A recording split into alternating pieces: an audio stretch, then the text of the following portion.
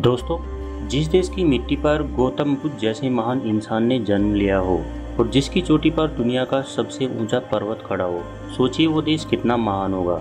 दोस्तों, मैं आज भारत के एक पड़ोसी देश नेपाल के बारे में ऐसी बातें बताऊंगा जिन्हें जानकर आप हैरान हो जाओगे। दोस्तों, अगर आप कभी विदेश घूमना चाहते हैं तो बिना ज़्यादा पैसा खर्च किए नेपाल जरूर जाना। साल 2007 से पहले नेपाल एक राजतंत्र हुआ करता था। तब नेपाल ही एकमात्र ऐसा देश था जिसे हिंदू राष्ट्र का दर्जा मिला हुआ था। लेकिन साल 2009 के बाद यहाँ नया संविधान लागू हुआ, जिसमें नेपाल को हिंदू राष्ट्र से एक धर्मनिरपेक्ष देश घोषित किया गया। दोस्तों, नेपाल की राजधानी काठमांडू को सिटी ऑफ ग्लोरी भी कहा जाता है। भारत के निवासी नेपाल बिना वीज़ा के ही जा सकते हैं और नेपाल के निवासी भी भारत में आकर अपना काम कर सकते हैं। दोस्तों, गौतम बुद्ध नेपाल के लुम्बिनी में जन्मे थे और इस बात को सारी दुनिया मानती है। नेपाल को पूरे दक्षिणी एशिया का सबसे पुराना देश कहा जाता है।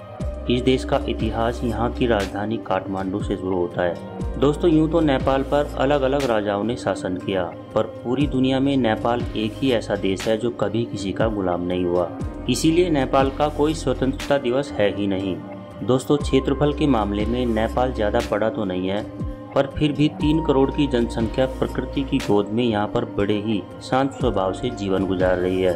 साथ ही नेपाल में 100 से भी ज़्यादा अलग अलग भाषाएं बोली जाती हैं। दोस्तों, काठमांडू शहर 2000 साल पुरानी सभ्यता रखता है, जिसमें आप प्राचीन और ऐतिहासिक मंदिर भी देख सकते हैं। दोस्तों, नेपाल ने आज तक किसी भी देश से लड़ाई नहीं की है और यहाँ के लोग सभी धर्मों की इज्जत करते हैं। तभी तो नेपाल को पूरी दुनिया में सबसे शांतिपूर्ण भाव रखने वाला देश माना जाता है। दोस्तों, सुनने में थोड़ा अजीब लगता है कि इतना शांतिपूर्ण देश जहाँ जाति धर्म संप्रदाय के नाम पर आज तक किसी की जान नहीं गई, वहाँ आज भी गरीबी ने अपने पैर पसारे हुए हैं। आज भी नेपाल के बहुत से लोग किडनी बेचने पर मजबूर हैं, जो बहुत ही ज़्यादा दुखद बात है।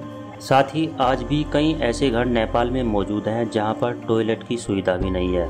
दोस्तों, दुनिया का सबसे खतरनाक एयरपोर्ट नुकुला नेपाल में ही स्थित है। इस एयरपोर्ट पर दुनिया के सबसे कुशल पायलट ही अपना जहाज उड़ा सकते हैं। शादियों की बात करें तो यहाँ पर लगभग 80% शादियाँ अरेंज्ड होती हैं। ये लोग अपनी जाति में ही शादियाँ करते हैं और शादी से पहले दूल्हा दुल्हन एक दूसरे से नहीं मिल सकते। दोस्तों, अगर नेपाल की साक्षरता दर की बात करी जाए तो नेपाल में साक्षरता दर 65% है। नेपाल अपने हेल्थ केयर पर सबसे कम बजट रखता है, इसीलिए स्वास्थ्य व्यवस्था यहाँ पर ज़्यादा ठीक नहीं है। दोस्तों, अगर नेपाल सिर्फ अपने पानी का इस्तेमाल करके हाइड्रो प्लांट या बिजली पैदा करने में आगे बढ़े तो नेपाल में यकीनन गरीबी कम हो सकती है। और दोस्तों, ये बात मैं ऐसे ही नहीं कर रहा, क्योंकि नेपाल पानी संरक्षित करने के मामले में पूरी दुनिया में दूसरे नंबर पर है। दोस्तों, कितने सारे भारतीय लोग विदेश में जाकर पैसा डॉलर के रूप में खर्च करके आते हैं। रशिया चले जाएंगे, अमेरिका चले जाएंगे, लंदन चले जाएंगे, पर नेपाल नहीं जाते। दोस्तों, नेपाल में भारत का 1 रुपया 1.75 रुपये हो जाता है। भारतीयों को न तो पासपोर्ट चाहिए और ना ही वीज़ा। ट्रेन पकड़िए या फिर जहाज़ का टिकट खरीदिए और पहुंच जाइए हिमालय की गोद में बसे नेपाल में। दोस्तों, नेपाल में गोरखा जाति के लोगों को काफ़ी निडर माना जाता है और इन्हें भारतीय आर्मी में भी जगह मिलती है। दोस्तों, जब नेपाल के लोग भारतीय सीमा पर तैनात होंगे तो बात साफ है कि भारत और नेपाल के रिश्ते बहुत अच्छे होंगे। भविष्य में इस खूबसूरत देश का विजिट जरूर करना। वर्ल्ड के सबसे छोटे इंसान का रिकॉर्ड चंदर बहादुर के नाम है और ये आदमी नेपाल का ही रहने वाला है। दोस्तों, मई 2017 तक नेपाल का नेशनल गेम गिल्ली डंडा था, लेकिन 23 मई 2017 को नेपाल ने अपने नेशनल गेम को बदलकर वॉलीबॉल कर लिया।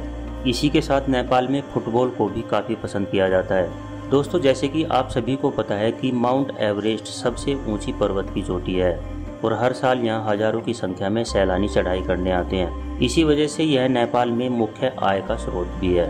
दोस्तों, नेपाल का झंडा दुनिया में सबसे अलग है, क्योंकि आमतौर पर हर देश का फ्लैग स्क्वायर या रेक्टेंगल शेप में होता है, लेकिन नेपाल के झंडे को 2 ट्रायंगल को मिलाकर बनाया गया है, जो हिमालय की चोटियों को दर्शाता है। साथ ही लाल रंग बहादुरी और नीला रंग शांति को दिखाता है। तो दोस्तों, ये था नेपाल। वीडियो अगर आपको अच्छी लगी है तो वीडियो को लाइक करें, दोस्तों के साथ शेयर करें और हमारे चैनल को सब्सक्राइब जरूर कर दें। धन्यवाद।